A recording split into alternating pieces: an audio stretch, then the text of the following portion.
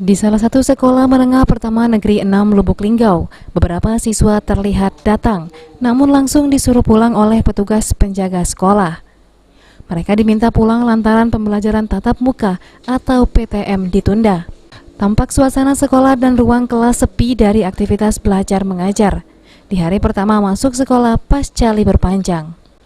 Ditundanya kegiatan belajar mengajar atau KBM setelah dikeluarkannya surat edaran Gubernur Sumatera Selatan yang meminta seluruh wali kota dan bupati di Provinsi Sumatera Selatan untuk menunda aktivitas belajar secara tatap muka lantaran masih tingginya kasus penularan COVID-19.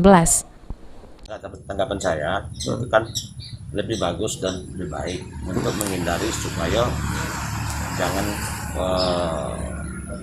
beredarnya wabah penyakit virus corona tersebut. Jadi kalau tanggapan saya itu suatu keputusan yang bagus. Atas penundaan ini, salah satu wali murid mulai mengeluhkan pembelajaran dengan sistem daring karena dinilai kurang efektif. Dirinya berharap KBM secara tatap muka bisa dilakukan dengan sistem bergantian. Wali dari anak saya, murid, maksudnya sangat tidak setuju sebenarnya sih. Habis terlalu lama ini sekolah ini. Terlalu lama tidak masuk sekolah ya. Jadi ya sebagai orang tua bingung.